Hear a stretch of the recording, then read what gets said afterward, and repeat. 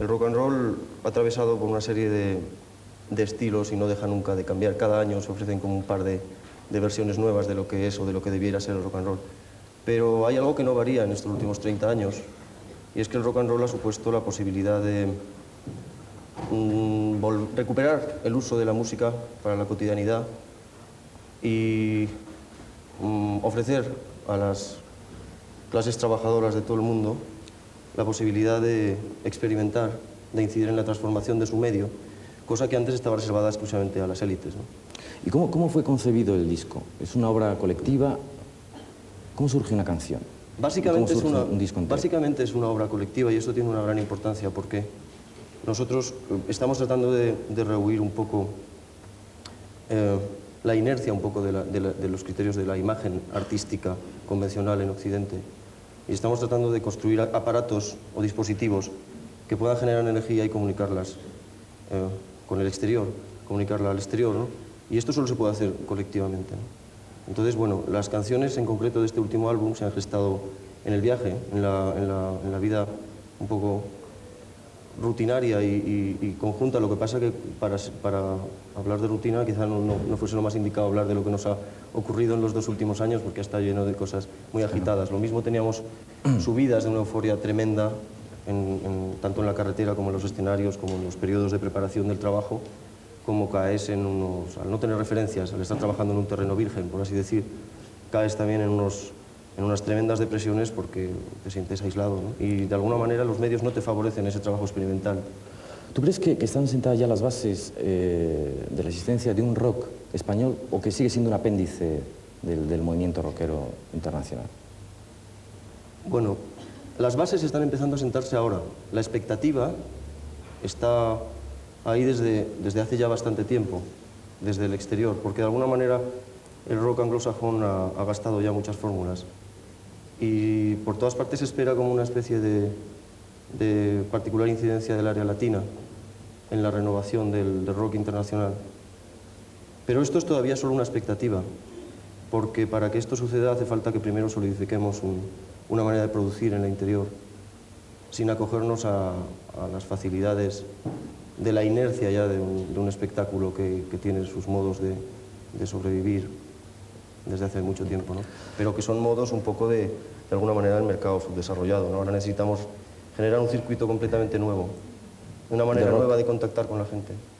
¿Pero el circuito nacional o el circuito internacional? Básicamente lo que nos preocupa en estos momentos es el circuito nacional, que es lo que está todavía en peligro, porque yo creo que los nuevos grupos no tienen todavía un sistema fluido de entrar en contacto con gente de su edad que realmente está muy interesada en ver lo que hacen gente como ellos, ¿no? Cuando se suben a un escenario.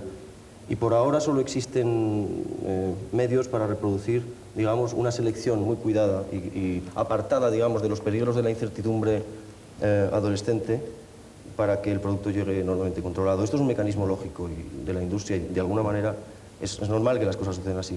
Pero el trabajo de la gente que consigue algo positivo dentro del terreno del rock, yo creo que está en reorientar sus energías para tomar contacto con la gente que empieza, ¿eh? En eso vuestra oferta es bastante exigente, siempre estáis llenos de afán de experimentación y de afán vanguardista. ¿Pero tú crees que realmente hay una demanda que se corresponda con esa oferta? Sí, hay una demanda, y no es una demanda que se pueda, digamos, achacar solo al terreno de las pasiones caóticas de los adolescentes, como suele tipificarse en la cultura, digamos, un poco ya más madura, ¿no? La demanda de un cierto índice de aventura y de riesgo y de experimentación es una demanda que está en los hogares en concreto yo lo que mejor conozco es mi país, es España, ¿no? Y sé que está en todos los hogares españoles, ¿no? Y que, bueno, incluso las generaciones de nuestros padres, que han vivido los problemas de sus hijos en casa, hoy en día tienen súper claro que necesitan un intercambio de información muy concreto, y están dispuestas a arriesgar y a abandonar sus viejas fórmulas para obtener otras que sean mejores, que sean más adecuadas. ¿Cómo ha sido vuestra experiencia en Francia y en algunos otros países europeos donde habéis tocado? Realmente no hemos tocado más que... bueno, fuimos a tocar a Francia de una manera anecdótica y cayó un chaparrón tremendo y nos libramos del caos técnico. ¿Ni siquiera llegasteis a actuar? Sí, afortunadamente, porque estaba muy mal organizado. Luego hemos tocado en Inglaterra, pero en estudio nada más. Hemos estado 6 semanas trabajando para la elaboración de este último disco, ¿no? Y esto sí que ha sido una experiencia interesante. Tú, Santiago, ¿prefieres tener un público adicto, aunque sea minoritario, o prefieres realmente un público masivo, buscar la popularidad, por ejemplo, como es el caso de Alaska, ¿no? Bueno, yo pienso que el trabajo el rock es música popular. Lo que pasa es que es una especie de folclore sin tierra, cuyas raíces están extendidas por todo el globo, porque, digamos, el terreno que fecunda el rock and roll son las telecomunicaciones. Entonces, nuestro arte debe estar orientado a un público masivo, porque es en la confrontación de los problemas comunes donde se ve la raíz de los problemas fuertes, de alguna manera, ¿no? Lo que sucede es que lo que nosotros no admitimos es la facilidad con la que se recuperan fórmulas ya en desuso, o sea, o que ya han dado todo lo que tenían que dar. Y de alguna manera lo que es un poco triste es que buena parte de las nuevas generaciones que a raíz de finales de los 70 y principios de los 80 iniciaron en algunas ciudades españolas un movimiento ya de conexión fuerte con lo que se estaba haciendo en otros países. Lo que es muy extraño es que haya cantidad de gente que recicle con facilidad posturas muy reaccionarias, ¿no? Y que realmente cierran el horizonte y el camino a toda la gente que está ahí en la calle queriendo hacer cosas y para los cuales es muy difícil porque los instrumentos son muy caros, hay muy pocas maneras de salir adelante. Sin embargo, esto es importante porque de alguna manera estamos viendo que se genera empleo y Santiago, pasta, ¿no? tú estuviste en París estudiando Antonin Artaud con él y el Teatro La Crueldad, y en alguna manifestación tuya te he oído decir que asististe allí al nacimiento del movimiento punk en París, en la ciudad, y que eso, en él veías tú una manifestación de la quiebra de Occidente. ¿Por qué? Sí. ¿A qué te referías? Bueno, lo que me sucedió a mí concretamente es que yo andaba buscando una red, digamos, de producción experimental y estaba conectado a nivel privado con las lecturas, o sea, con la lectura de algunos autores, sobre todo de los autores de los pensadores de vanguardia franceses, ¿no? La tradición próxima al surrealismo, etcétera, etcétera.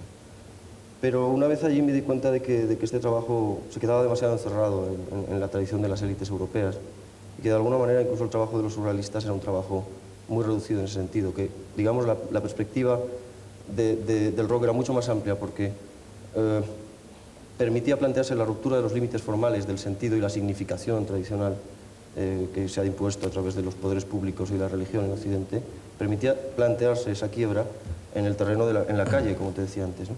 Para mí el estallido en los medios de comunicación de la consigna punk fue un síntoma de que realmente se estaba haciendo un trabajo fuerte en la espiritualidad y en el físico de los chavales, ¿no? Y que la gente necesitaba realmente apoderarse de su energía, demostrar que eran los dueños de su energía. De ahí ese gesto tan radical del punk que demuestra que es capaz de incidir sobre las formas retorciéndolas al máximo y creando una especie de cero, tabla rasa absoluta con respecto a todas las formas heredadas.